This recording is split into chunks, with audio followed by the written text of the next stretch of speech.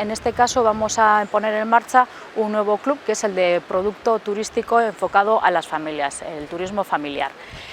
Con este nuevo club lo que las empresas van a obtener van a ser un servicio de asesoramiento especializado enfocado a este colectivo, a este nicho de mercado que hay, que hoy en día supone en Euskadi el 11% de las personas que nos visitan.